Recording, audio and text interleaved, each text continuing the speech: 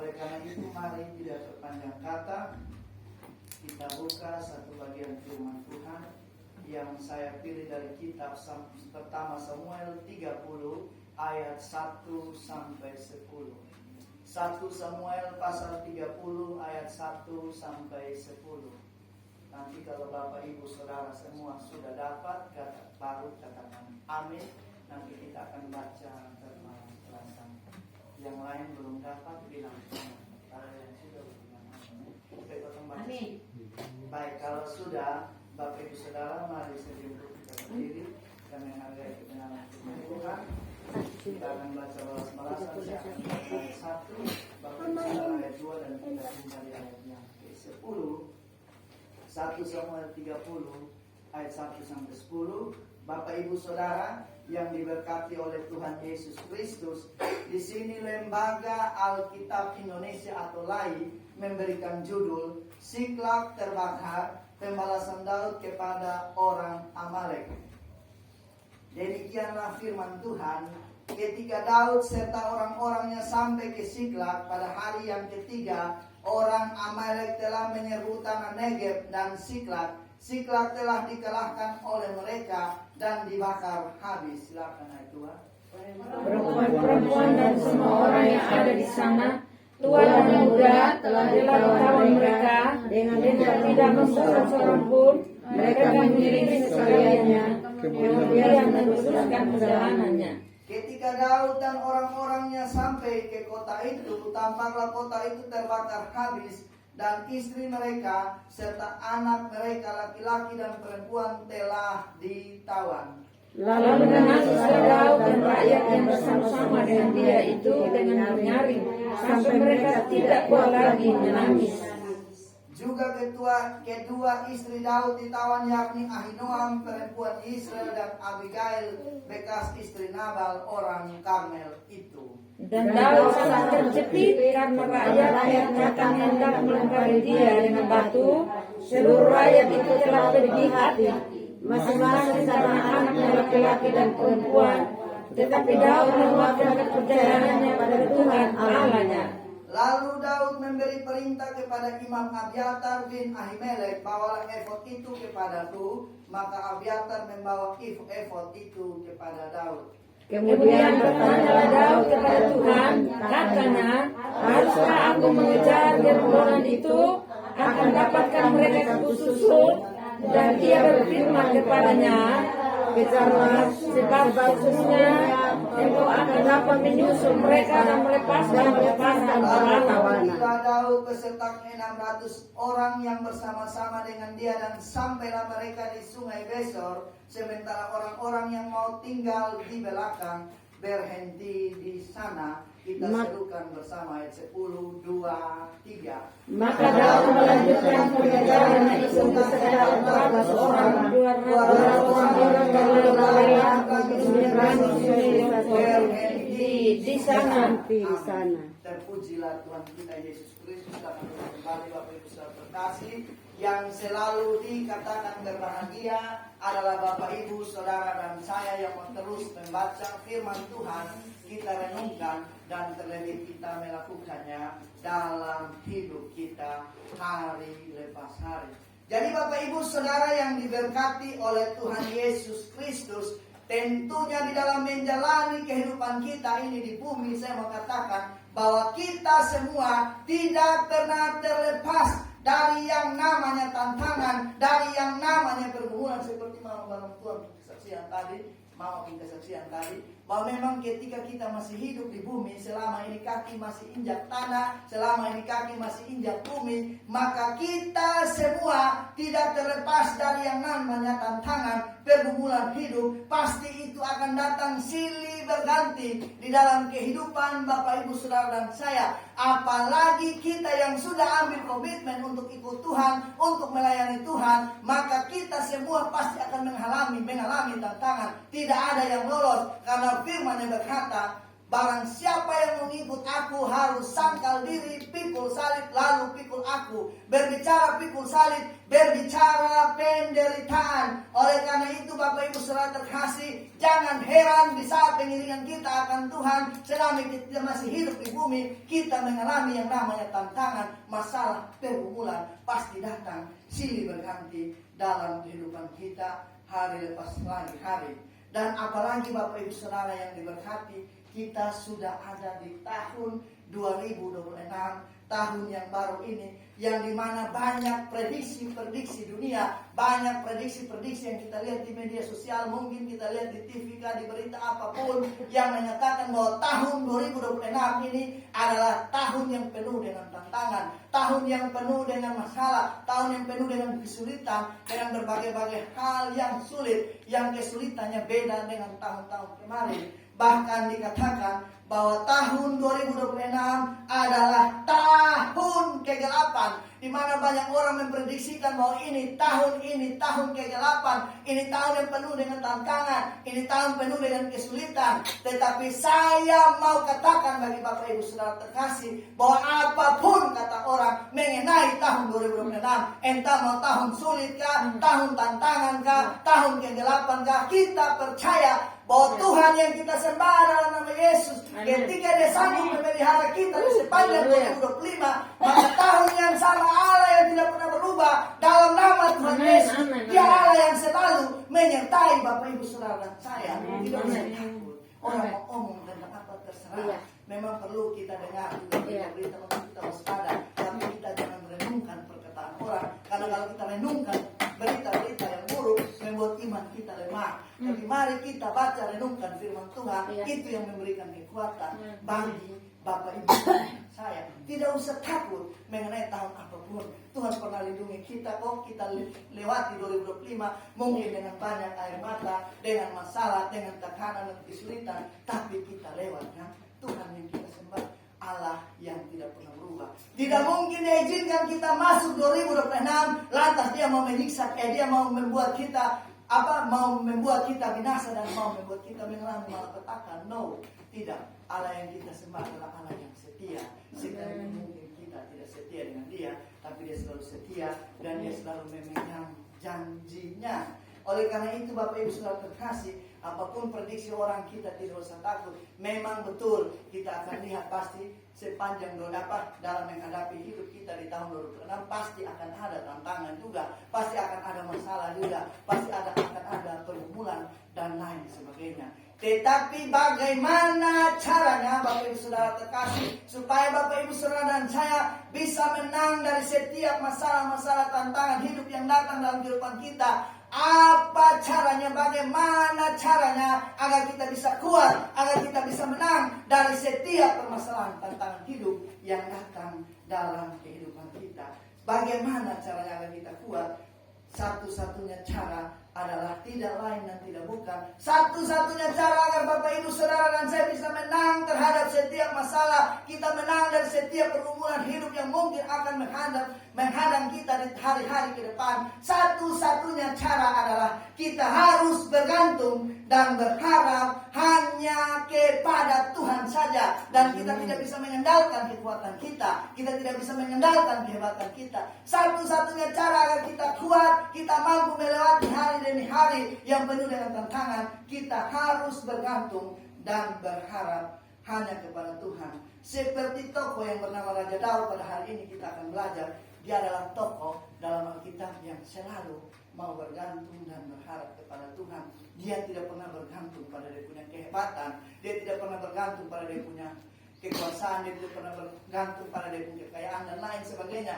Dia tokoh yang luar biasa, dia kaya raya, dia jago, dia hebat, dia menang dalam setiap peperangan. Tapi itu semua karena dia bergantung dan berharap kepada Tuhan. Seperti kisah yang kita baca pada saat sore hari ini, Daud sedang diperhadapkan dengan berbagai musuh. Daud sedang diperhadapkan dengan berbagai masalah-masalah pada saat dia ada di kota Siklag. Daud ada di kota Siklag itu, dia lari dari pengejaran Saul pada waktu itu. Ketika rakyat bernyanyi, Saul mengalahkan beribu-beribu musuh, tapi Daud berlaksa-laksa. Unsur kecemburuan Saul kejar Daud, dan akhirnya Daud pergi lari di Siklag, kota itu. Dia pikir mungkin di situ aman, di situ tidak ada masalah, tetapi ternyata di situ ada musuh yang bernama orang Amalek. Tapi di dalam menghadapi itu musuh-musuh yang kita belajar, Daud luar biasa karena dia bergantung dan berharap pada Tuhan.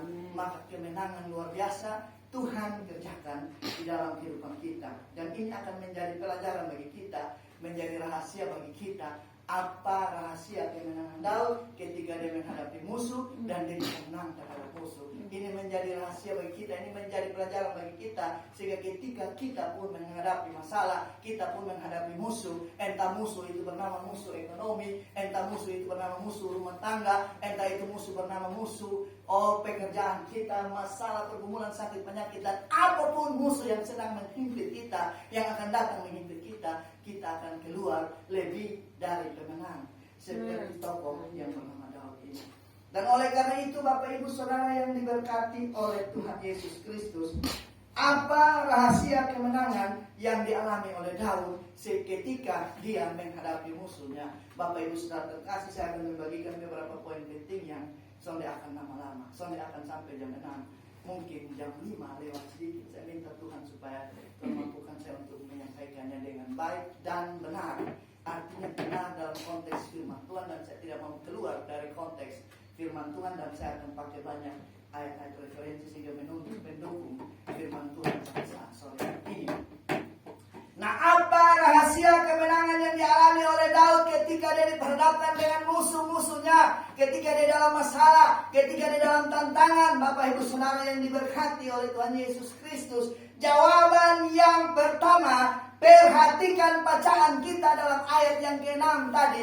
Firman Tuhan katakan begini, dan Daud sangat terjepit karena rakyat mengatakan hendak melempari dia dengan batu. Daud dikatakan sangat terjepit, artinya bahwa dia sedang mengalami suatu situasi dan keadaan yang sangat-sangat sulit, yang dimana dia tidak tahu jalan keluarnya sebagai manusia. Entah dia berbuat seperti apa, dia terjepit. Di samping rakyat hendak mau melempari dia dengan batu, tapi di samping itu ada musuh yang bernama orang Amalek yang sudah membakar, menawan anak-anak istri Daud bersama rakyat yang dipimpinnya. Waktu itu ada 600 orang.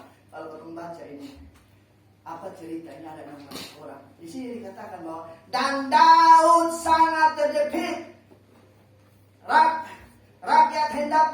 Rakyat mengatakan hendak melempari dia dengan batu. Seluruh rakyat telah pedih hati, masing-masing karena anaknya laki-laki dan perempuan. Bapak Ibu sudah terkasih, Daud diperhadapkan dengan satu masalah yang sedang menjepit hidupnya. Dan kalau kita melihat di ayat yang keempat dikatakan Daud tokoh yang luar biasa, pahlawan yang luar biasa, prajurit Kristus yang luar biasa. Dia juga menangis, Bapak Ibu saudara, dia sampai menangis. Tokoh yang luar biasa, kita baca ini Tuhan sangat berkenan kepada dia. Walaupun dia pernah jatuh dalam dosa, tapi dia adalah orang berdosa yang tahu diri, dan dia bangkit, dan dia dipulihkan dan dia diselamatkan. Bapak Ibu saudara terkasih, dia sangat terjepit dalam keadaan yang tidak baik-baik saja. Dia dihimpit dengan masalah, tantangan, pergumulan hidup. Tetapi apa yang membuat dia tetap maju? Apa yang membuat dia tidak patah hati? Apa yang membuat dia tidak kecewa? Ada jawaban yang sangat menarik, ada perkataan yang sangat menarik di bagian yang terakhir dikatakan masing-masing karena anak laki-lakinya dan perempuan. Tetapi yang di bagian terakhir ketika Daud terjepit, firman Tuhan katakan di bagian yang terakhir, tetapi Daud menguatkan kepercayaannya kepada Tuhan Allahnya.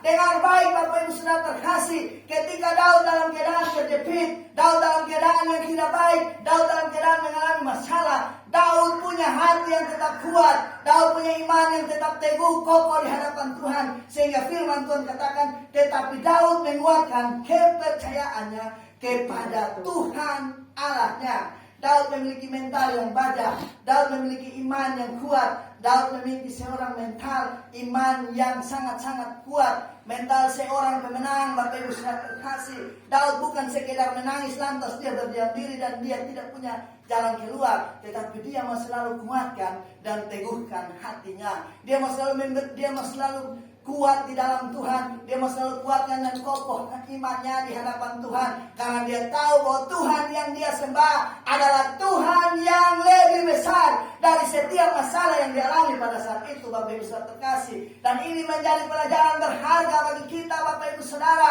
Apa yang sedang kita alami sehingga menghimpit hidup kita, sehingga kita juga mungkin merasa seperti saat ini kita sedang terjepit dengan masalah-masalah kita. Mari kita ambil langkah Daud untuk selalu kuatkan dan teguhkan iman kita kepada Tuhan Allah yang kita sembah di dalam nama Yesus. Dia Allah yang besar, lebih besar dari setiap masalah pergumulan yang Bapak Ibu Saudara dan saya alami. Mari kita besar-besarkan Tuhan. Kadang-kadang orang dapat masalah, dia lebih besar-besarkan dia punya masalah. Seolah-olah Tuhan itu tidak sanggup memberikan dia jalan keluar. Seolah-olah Tuhan tidak sanggup memberikan dia kemenangan. Seolah-olah Tuhan tidak sanggup menjawab dia punya doa. Itu salah. Kita harus besar-besarkan Tuhan, karena Tuhan lebih besar dari apapun yang kita alami di muka bumi ini. Kalau dia pernah tolong kita di masa lalu, kalau dia pernah memberikan jalan keluar bagi kita, maka dia Allah yang sama, Allah yang tidak pernah berubah, yang selalu dapat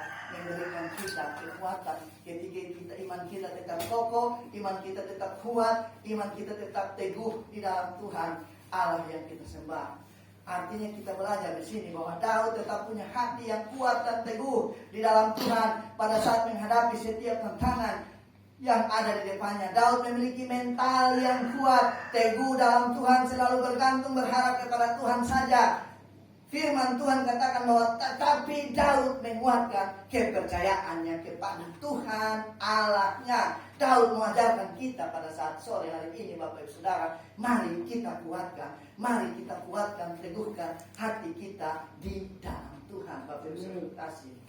Ketika kita menghadapi tantangan dan pergumulan masalah apapun, Bapak Ibu Saudara terkasih, kita harus mengambil langkah Daud untuk kita selalu kuatkan dan teguhkanlah hati kita, teguhkanlah iman kita di hadapan Tuhan. Kalau iman kita kecil, iman kita lemah, maka tidak mungkin kita dapat pertolongan dari Tuhan. Seperti Mama punya kesaksian tadi, Bapak John, Bapak Rohani, Jama itu orang Katolik, hanya orang-orang yang memiliki iman yang besar, mental yang kuat saja yang menjamah orang, maka orang itu benar bisa sembuh. Orang kalau iman kecil, dia dua orang kena kerasukan setan-setannya. Lu iman kecil datang contoh sembeda sama anak-anak sekewa, kan tahu toh? Pernah cerita dengan anak-anak sekewa di kisah 19 toh? Gaya-gaya thinking setan bilang, Paulus beta kenal, Tuhan Yesus juga kenal, lu sama-sama kawan malah thinking beta. Maka setan hantar, itu kan dari kisah 19 ada kalau baca. Setan hantar, mana dong lari permisi lari dan telanjang. Itu kenapa? Soalnya ada iman gaya-gaya thinking setan, jangan coba-coba. Setan itu makhluk yang diberikan kuasa karena dia makan mereka. Lawannya setan sebenarnya bukan kita, tapi karena kita bergantung berharap dengan Tuhan, setan ada di bawah. Amin. Tapi kalau kita punya iman kerupuk, jangan coba-coba thinking setan. Setan ini ada jalan ini kawan orang Saudi helak pun, cuma datang kowe beta dulu. Jadi Daud selalu punya iman yang teguh dan kuat di dalam Tuhan. Ketika dia menghadapi masalah, maka karena kekuatan imannya, kekuatan hatinya yang mau teguh dan kuat di dalam Tuhan, maka kemenangan pun terjadi di dalam kehidupan Daud. Maka mari kita kuatkan dan teguhkan iman kita di dalam Tuhan, Bapak Ibu Saudara terkasih, sehingga walaupun badai boleh datang, persoalan boleh datang silih berganti, tetapi bersama dengan Tuhan, firman Tuhan katakan bahwa kita akan cakap menanggung segala perkara, dan segala perkara dikatakan dapat kita tanggung di dalam Dia yang memberikan kekuatan bagi Bapak, Ibu, Saudara dan saya. Oleh karena itu saya mau bilang, jangan pernah takut menjalani hidup ini. Ketika badai, masalah, kesulitan, tantangan menghampiri Bapak, Ibu, Saudara dan saya, kita harus percaya bahwa tidak ada yang dapat memisahkan kita dari kasih Kristus, sebab Dialah gunung, batu, keselamatan, kota, benteng, dan penolong dalam hidup kita. Asalkan kita selalu punya iman yang kuat dan tetap teguh di dalam Tuhan. Oleh karena itu mari kita kuatkan dan teguhkan hati kita di dalam Tuhan, dan kita selalu bergantung dan berharap hanya kepada Tuhan, dan jangan menggantungkan kehidupan kita pada kekuatan kita, pada kehebatan kita, kepada manusia dan pada kekayaan kita. Karena firman Tuhan berkata, Terkutuklah orang yang mengandalkan kekuatannya. Terkutuklah orang yang mengandalkan manusia. Tetapi diberkatilah orang yang selalu mengandalkan Tuhan. Maka mari kita kuatkan dan teguhkanlah hati kita di dalam Tuhan. Oleh karena itu, satu orang baca kasih kita ayat referensi Mazmur 31 ayat 25. Permisi kita ambil ayat. Minum sedikit. Silakan. Mazmur 31 ayat 5 sebagai referensi supaya kau masuk di bahasa kedua. Jadi kau akan mengeluarkan aku dari jari. Mazmur 31 ayat 25. Maaf, dari dia orang salah itu apa? Kuatkan lalu teguhkanlah hatimu. Iya. Hai semua orang yang berharap kepada Tuhan.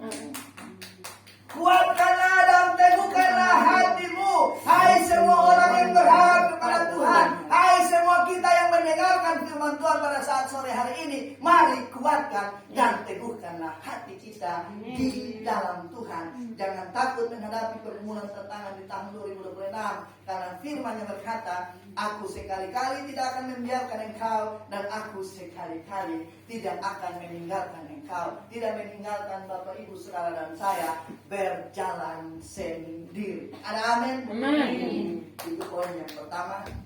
Dan kita lompat bagian yang kedua. Mari kita belajar bersama. Apa rahasia kemenangan yang dialami oleh Daud ketika dia menghadapi tantangan dan musuh-musuhnya yang datang menghadang dia di depannya? Bapak Ibu saudara terkasih, ketika Daud sudah menguatkan iman dan kepercayaan kepada Tuhan, tidak cukup sampai di situ. Yang kedua, kalau kita belajar dari tokoh Daud dalam Alkitab dari Perjanjian Lama sampai Perjanjian Baru, dia adalah tokoh yang sangat luar biasa. Mengapa saya bilang sangat luar biasa? Daud ini dalam segala hal apapun, sebelum dia mengambil tindakan, sebelum dia mengambil jalan satu, jalan keluar, dia selalu melibatkan Tuhan. Dia selalu dalam membuat segala sesuatu, dia tidak bertindak berdasarkan dia punya pikiran, berdasarkan dia punya kepintaran, tapi apa-apa dia libatkan Tuhan dengan dia berseru dan bertanya kepada Tuhan. Daud melakukan apa? Dia tanya Tuhan, Tuhan ini betul kau sonde, Tuhan ini beta maju kau sonde, Tuhan ini bagaimana? Daud selalu libatkan Tuhan, dia selalu berseru bertanya kepada Tuhan. Dia tidak asal maju ke kotong yang kadang-kadang ingin ini langsung tabrak, ingin itu langsung tabrak. Akhirnya tak tahu di tengah jalan baru kotong kaget karena saya tanya Tuhan, kan kotong begitu. Beta ngomong bisa begitu kadang-kadang. Jadi mari Daud ini selalu libatkan Tuhan dalam segala hal. Dia selalu berseru dan meminta petunjuk daripada Tuhan. Ketika dia mengalami kesesakan, pada saat dia mau berperang, mau menghadapi apapun, dia selalu meminta petunjuk, melibatkan Tuhan, berseru hanya kepada Tuhan. Kenapa saya bilang begitu? Coba baca ayat 8 dalam pembacaan kita 1 Samuel 30. Daud ini apa-apa tanya Tuhan. Dia bertanyalah Daud kepada Iya. Tuhan. Katanya, haruskah aku mengejar gerombolan itu? Akan dapatkah mereka bersusu? Dia berfirman kepadanya, kejarlah, sebab sesungguhnya engkau akan dapat menyusul mereka dan lepaskan para tawar. Kemudian Daud bertanya kepada Tuhan, katanya haruskah aku mengejar gerombolan itu? Daud segala sesuatu dia tanya Tuhan, dia berseru kepada Tuhan, dia meminta petunjuk daripada Tuhan. Apa? Oh, dia tidak mengandalkan dia punya hebat, dia punya kuat, dia punya pintar. Saat-saat hari ini apakah kita masih minta berseru, minta petunjuk kepada Tuhan, Bapak Ibu Saudara? Atau jangan sampai kita ini asal maju, asal tabrak, tidak tahu ini kehendak Tuhan atau bukan, asal maju, tidak pernah tanya Tuhan. Kita tanya dukun-dukun, kita tanya orang-orang mati yang sudah mati di kuburan. Kadang banyak orang Kristen yang begitu, Bapak Ibu Saudara. Ini Rasul tuntun ini potong bagus di sini karena banyak orang Kristen yang masih suka minta petunjuk di kuburan. Orang mati dan orang hidup tidak ada urusan. Nanti kita kasih ayat jelas dan lengkap. Beta semua khotbah kalau tidak ada dasar. Daud selalu meminta petunjuk kepada Tuhan dalam segala hal apapun. Bapak Ibu saudara terkasih, di dalam menjalani kehidupan ini Daud selalu meminta petunjuk kepada Tuhan. Dia selalu berseru meminta petunjuk kepada Tuhan. Artinya dalam konteks masa kini, dalam konteks kita pada hari-hari ini, berseru dengan cara bagaimana masuk hadirat Tuhan, bangun mesbah keluarga dalam rumah tangga kita, malam sebelum tidur, mari bangun mesbah, berlutut, memuji, menyembah, berseru kepada Tuhan, berdoa, tanya Tuhan, Tuhan, beta punya masalah ini Tuhan, kira-kira ini masalah kira-kira bagaimana Tuhan, jalan keluarnya seperti apa. Mungkin masalah, oh minta maaf, mungkin masalah anak-anak muda, oh ini Tuhan beta masalah kuliah ini begini. Beta mungkin ada pacaran dengan orang yang sudah seiman. Tuhan bagaimana ini jodoh dari Tuhan kau bukan. Beta yakin Tuhan itu jodoh dari setan. Orang beriman tidak ada pacaran. Anak-anak muda dengar, jangan coba-coba mencari Abdullah di sana. Padahal di sini Anis ada, Anis di sini ada. Doa 3 bulan, lu cari Abdullah, lu cari Abdul Somad, lu cari ini siapa lagi? Abdul Somad dan lain sebagainya. Di sini Anis ada, doa 3 bulan. Anis itu siapa? Yohanes. Bukan ada semangat pegangan kitab baca Mazmur di sini. Lu cari Ahmad Abidin di sana. Jadi itu pasti dari setan. Jangan boleh anak muda, jangan boleh pacaran. Bakawan boleh dengan orang beriman, tapi bakawin jangan. Tidak ada orang Kristen dan gelap dan terang tidak bisa mungkin bersatu. Jadi tanya Tuhan, ini jodoh dan Tuhan kau bukan. Kalau beda iman dalam nama Yesus, hancurkan dalam nama Yesus. Buat apa dari itu Ahmad Abidin dong? Iblis kamu pikir apa? Kamu dengar sih. Pacaran jangan, pacaran bakawan boleh, pacaran jangan. Bakawan boleh, bakawin jangan. Mungkin bahasa agak kasar, tapi sudah memang kadang muda sekarang ini beta omong, besan pusing beta ini dari jahat, dari gelap, sudah saksi, dari kurang ajar, dari sampah jalanan, Tuhan tangkap, Tuhan pilih, Tuhan daur ulang. Dia beta omong terang-terang saja, apa supaya kebenaran dipentakkan anak jangan terlalu pifoy dengan orang-orang yang jelas. Ada amin, anak muda. Jangan amin di luar sana. Jangan amin ternyata di luar sana pelaku. Jadi harus sungguh-sungguh tanya Tuhan, apa maksud Tuhan dari masalah ini Tuhan? Apa maksud dan rencana Tuhan dalam kehidupan saya lewat masalah ini, lewat pergumulan ini? Berseru, berlutut masuk hadirat Tuhan, tanya Tuhan. Seperti Daud, ini selalu tanya Tuhan. Daud selalu mengandalkan dia punya kekuatan. Daud selalu mengandalkan dia punya kehebatan. Daud selalu mengandalkan Tuhan.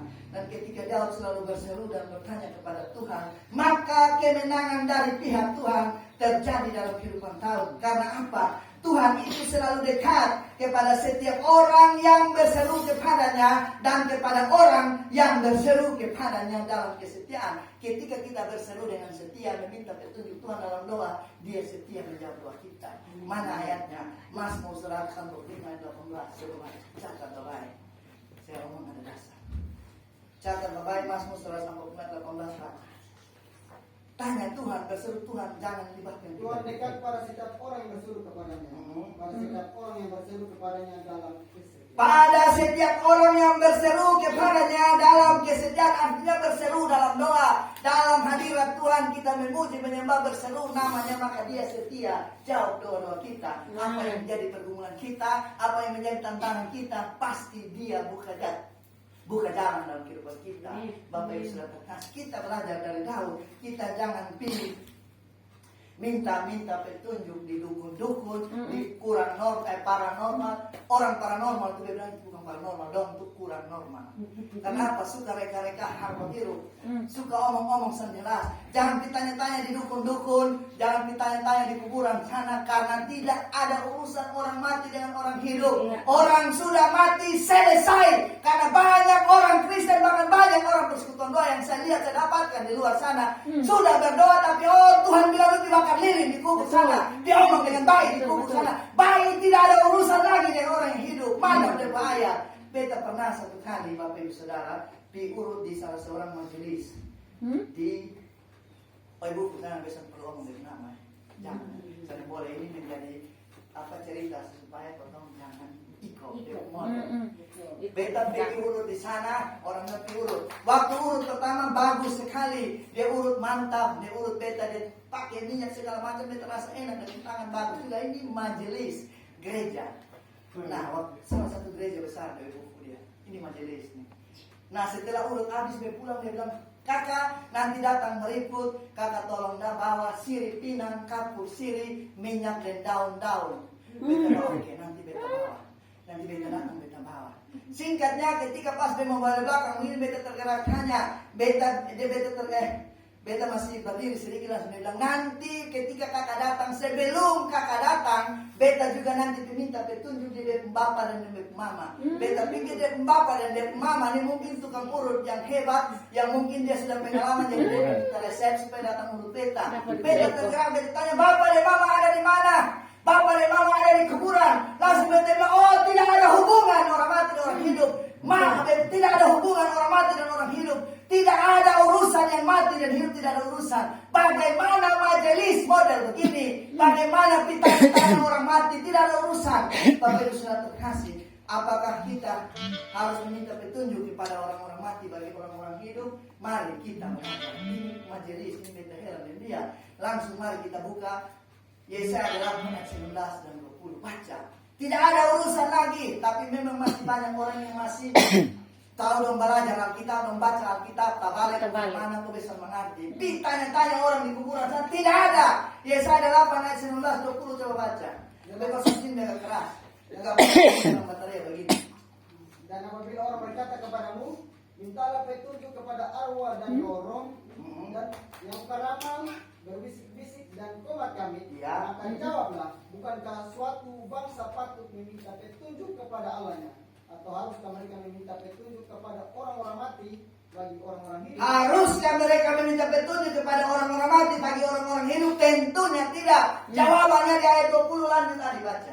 Carilah pengajaran Yang benarnya di ayat 20 ya. Siapa yang tidak berbicara sesuai dengan perkataan itu, maka baginya tidak terbicara. Carilah pengajaran dan kesaksian. Tentunya pengajaran firman Tuhan, kesaksian firman Tuhan yang memberikan jalan keluar, yang memberikan suatu petunjuk yang benar, bukan diminta petunjuk di orang mati bagi orang hidup. Habis, tidak ada urusan orang mati dan orang hidup. Satu ayat lagi supaya lengkap sudah, jelas sudah. Pengkhotbah 9 ayat 5.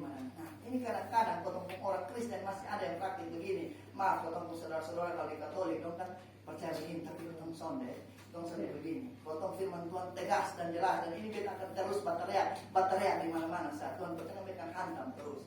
Mau firman apa dia akan belok di sini. Karena banyak persekutuan doa, sudah persekutuan doa, omong-omong dikubur. Pengkhotbah 9 ayat 5. Saudara ada urusan orang mati dan orang hidup. Potong pun saudara-saudara di kampung-kampung itu masih banyak. Itu jimitiru dong, itu di banyak. Itu apa merapu dong di banyak. Itu apa suku boti dong banyak. Tapi orang Kristen harus tegas berani katakan ini karena Tuhan melindungi kita, Tuhan menyertai kita, Tuhan membimbing kita dengan malaikatnya. Jangan takut nyatakan kebenaran.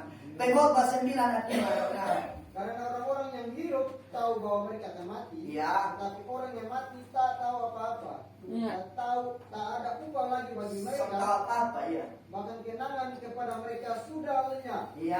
Baik kasih mereka maupun kebencian dan kecemburuan mereka sudah lama hilang. Dan untuk selama-lamanya tak ada lagi kebahagiaan mereka dalam segala sesuatu yang terjadi di bawah. Dan untuk selama-lamanya tidak ada bahagia mereka lagi dalam segala sesuatu yang terjadi di bawah matahari. Tidak ada urusan lagi ditanya-tanya di kuburan sana. Orang masih hidup sudah pernah bertogor, orang masih hidup sudah pernah bertanya. Giliran orang sudah mati baru jalan permisi atau orang Kristen begitu. Orang masih hidup lewat di rumah sampai pernah togor. Giliran mati baru kalian di kuburan salom. Maka beta yakin kalau dia salom balik dalam itu kubur ketemu lari semua. Orang masih hidup sudah pernah salom. Giliran orang mati baru papa permisi. Kalau sudah iya anak. Itu beta yakin anak kita pas kita togor dan tangan baru lari. Orang masih hidup bertogor. Yang mati baru di bawah apa? Ada bikin apa?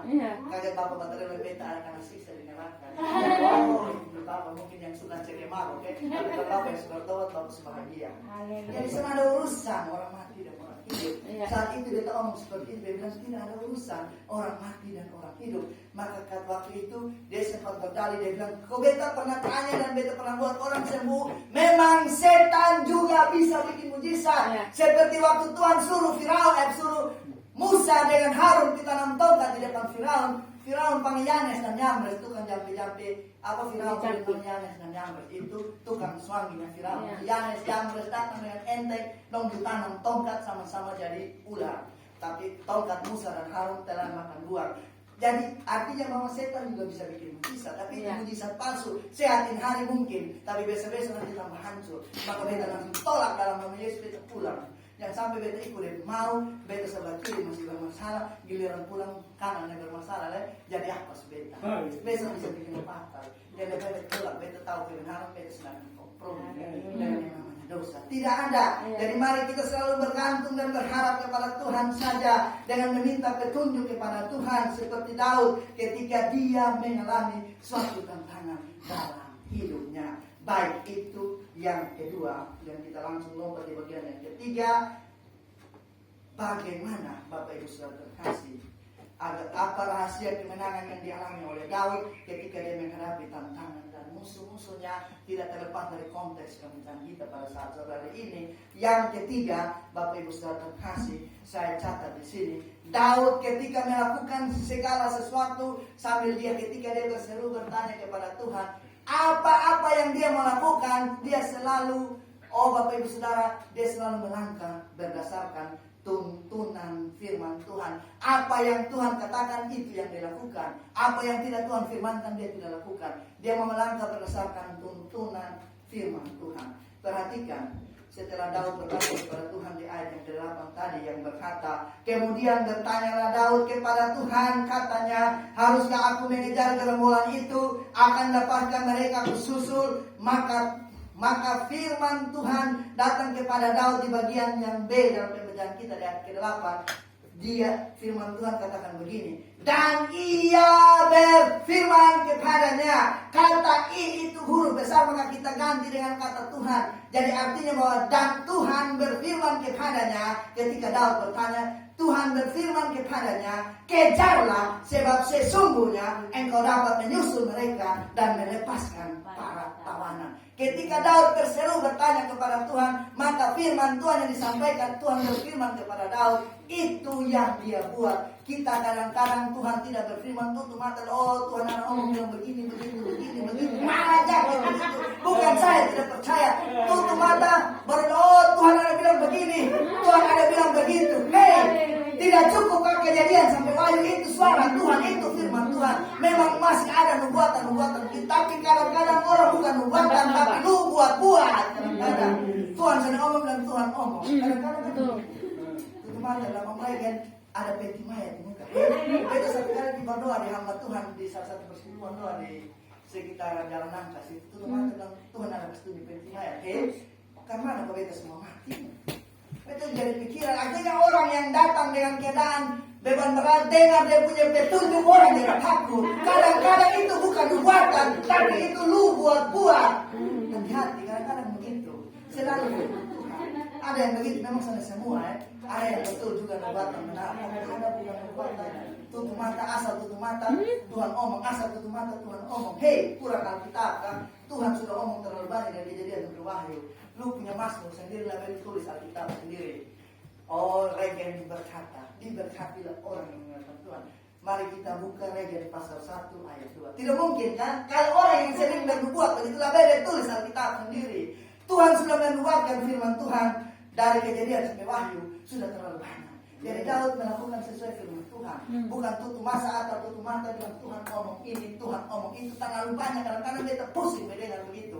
Bukan beta senang percaya, tapi kadang-kadang dong itu karena pakai begitu supaya orang senang datang. Mama beta ada sakit nih, bapak beta sakit nih. Kira-kira Tuhan ada ngomong apa? Tuhan tutup mata. Lu itu kan main judi. Lu itu kan cek mabuk. Tuhan bilang lu bertobat. Lu datang di beta, lu tanya Tuhan ngomong apa? Beta bilang Tuhan bilang lu bertobat. Supaya lu hidup diberkati. Mau berkat itu bertobat saja. Tidak usah tanya Tuhan ngomong apa. Lu baca Kejadian sampai Wahyu itu Tuhan ngomong sampai lu mabuk situ. Dan lu lakukan itu yang Tuhan mau. Bapak Ibu Saudara, Daud selalu melakukan sesuai firman Tuhan. Dia bertanya kepada Tuhan di ayat ke-8 tadi, dan Tuhan bilang kejar. Dan ketika Daud taat melakukan firman Tuhan, maka kemenangan besar terjadi dalam bagian Daud. Dan Daud taat. Ketaatannya itu terlihat dalam ayat yang ke-9 dia bilang ini, dan ke-10. Lalu pergilah Daud beserta ke-600 orang yang bersama-sama dengan dia, dan sampailah mereka ke sungai Besor, sementara orang-orang yang mau tinggal di belakang berhenti di sana. Tapi Daud terus kejar karena dia mau taat lakukan apa yang Tuhan firmankan. Dia kejar, dia hantam musuh. Tuhan bilang, hantam, pukul, hantam dong, kasih mati, bawa pulang kembali tawanan. Maka ayat 10 tuh Daud praktekkan firman Tuhan yang ngomong gini. Maka Daud melanjutkan pengejaran itu beserta ke 400 orang, 200 orang yang terlalu lelah untuk menyeberangi sungai besok itu berhenti di sana. Tapi Daud kejar kenapa? Firman Tuhan yang sudah datang kepada dia. Karena dia tanya, Tuhan kasih tunjuk. Tuhan bilang kejar, hantam, lepaskan tawanan, bantai dong, kasih mati, bawa pulang kembali itu istri, anak-anak, kambing, domba, lembu. Maka Daud terus, Bapak Ibu Saudara, Daud terus taat melakukan firman Tuhan. Artinya, kalau saya mau kaitkan dalam konteks kita sebagai orang persekutuan doa, dengar firman Tuhan, taat dan lakukan, Bapak Ibu Saudara. Baca, renungkan firman Tuhan, taat dan lakukan. Kalau kita kaitkan dalam kehidupan kita, maka pasti perjalanan kita akan selalu berhasil dan beruntung dalam segala hal apapun yang kita alami di 2026. Apapun kata orang tentang tahun 2026, mari kita baca, kita dengarkan, kita renungkan, dan kita taat melakukan. Pasti hidup kita diberkati dalam masa muda, anak-anak dalam kuliah. Ingat, pacaran jangan beda iman, pacaran tetap jaga kekudusan, pacaran dengan orang-orang seiman. Cari Anis atau Yohanes, cari Uka atau Lukas, cari Saku alias Sarus. Jangan cari yang segala Ahmad Abidin, segala macam, Abdul Somad, segala macam.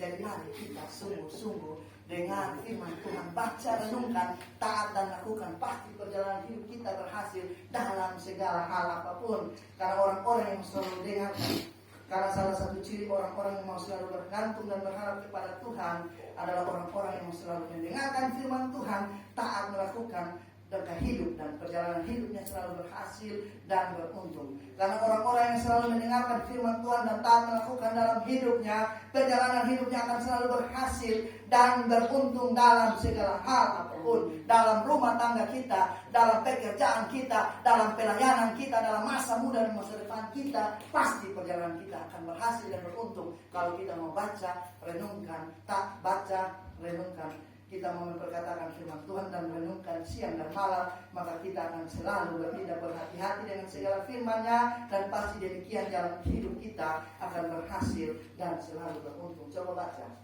Yosua 1 ayat 8.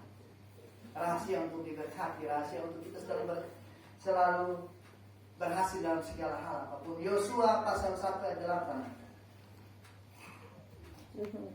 Janganlah engkau lupa memperkatakan kitab Taurat ini, tetapi renungkanlah itu siang dan malam, supaya engkau bertindak hati-hati sesuai dengan segala yang tertulis di dalamnya. Sebab dengan demikian perjalananmu akan berhasil dan engkau akan beruntung. Janganlah engkau lupa memperkatakan kitab Taurat ini, artinya firman Tuhan yang kita pegang, Alkitab yang kita pegang. Jangan taruh di bawah bantal lalu kotong tidur stender. Sudah bisa baca. Anak sakit kadang-kadang kotong angkat Alkitab taruh di samping. Alkitab bukan ajiman, Alkitab bukan leu-leu kotong taruh satu kontainer di atas anak akan sembuh. Kotong baca, dengar, renungkan, kotong berdoa. Tuhan, ini firman-Mu, ada petunjuk-petunjuk bagaimana kita doa ke seorang sakit. Bukan kotong taruh tendes di kepala, baru ini anak sakit kotong sembuh. Baru taruh Alkitab, umat taruh satu kontainer di anak akan sembuh. Praktek yang ada di dalam baru dia sembuh. Karena kita lihat begitu, tapi di sini tidak ada. Tidak ada yang begitu. Ada amin? Amin. Tidak ada yang mengaku juga terserah. Tidak sudah penuh. Di sini muka-muka sudah penuh dengan kemuliaan Tuhan. Amin. Mari kita taat, dengarkan, renungkan, dan kita taat melakukan firman Tuhan supaya jalan hidup kita berhasil dan beruntung dalam segala sesuatu. Ini yang dilakukan oleh Daud, maka kita juga wajib melakukannya, Bapak Ibu Saudara terkasih. Kalau kita mau kuat dalam menghadapi tantangan zaman, pergumulan yang kita alami di depan, firman Tuhan itu bilang apa? Firman Tuhan adalah pelita bagi kaki kita dan terang bagi jalan kita. Maka dia akan menuntun kita kepada padang rumput hijau dan air yang enak. Mazmur 23 tadi Adinona tadi baca itu, firman Tuhan yang akan membawa menuntun kita ke padang rumput hijau dan air yang enak. Mazmur 23 ayat 1 sampai 3. Kami pada mulai ayat ini. Jadi Bapak Ibu sudah terkasih, kita lakukan itu pasti terjadi hasil beruntung saat menghadapi tantangan zaman yang semakin sukar sulit ini Bapak Ibu terkasih. Maka pada akhirnya kalau kita membaca terus ini cerita sampai di ayat yang ke-20 dan ke bawah Bapak Ibu terkasih di 1 Samuel 30 ini, kalau kita baca terus cerita ini, maka kita melihat kemenangan demi kemenangan yang luar biasa yang Tuhan kerjakan dalam kehidupan Daud ketika dia berperang mengalahkan orang Amalek. Maka kalau kita baca terus, tidak ada yang hilang pada mereka. Firman Tuhan katakan dari hal yang kecil sampai hal yang paling besar, sampai anak laki-laki dan anak perempuan dan istri Daud dan semua jarahan sampai segala sesuatu yang dirampas oleh orang Amalek, segala kambing, domba, lembu, semuanya direbut kembali oleh Daud. Bapak Ibu Saudara, ini kemenangan yang luar biasa yang Tuhan kerjakan dalam kehidupan Daud. Karena apa Bapak Ibu Saudara terkasih? Daud selalu kuatkan dan teguhkan hatinya imannya kepada Tuhan. Dan yang kedua, Daud dalam mengambil setiap keputusan selalu meminta petunjuk berseru kepada Tuhan. Dan Daud taat melakukan firman Tuhan, tidak menyimpang ke kiri dan ke kanan. Maka kemenangan berpihak kepada Daud. Ini pun juga kita bisa alami di sepanjang 2026 asalkan kita praktekkan 3 poin penting yang saya sudah bagikan ini. Saya ulang sekali lagi, tetap kuat, teguh di dalam Tuhan, dalam mengambil keputusan selalu minta petunjuk Tuhan. Jangan minta petunjuk kuburan, jangan dukun-dukun, jangan berbuat tapi buat-buat, tidak. Kita harus minta petunjuk Tuhan dan mari kita selalu dalam segala hal apapun taat melakukan firman Tuhan, tidak menyimpang ke kiri dan ke kanan. Maka pasti perjalanan hidup kita dalam menghadapi tantangan zaman 2026 kita akan selalu kuat, kita akan selalu kokoh, dan kita selalu teguh. Karena apa? Tuhan berjanji Dia sekali-kali tidak membiarkan dan meninggalkan Bapak, Ibu, Saudara dan saya. Oleh karena itu janganlah kita menjadi takut Bapak Ibu Saudara terkasih. Tetaplah berdiri teguh bersama dengan Tuhan. Maka pasti kita akan melihat kemenangan demi kemenangan, keselamatan demi keselamatan, dan mujizat demi mujizat akan selalu terjadi dalam setiap langkah hidup kita di sepanjang 2026 yang adalah tahun anugerah Tuhan, tahun rahmat Tuhan, bukan tahun kegelapan. Ada amin Bapak Ibu Saudara. Biarlah Tuhan Yesus memberkati kita dengan firman-Nya yang singkat dan sederhana sesuai janji. Hanya baru lewat sedikit saya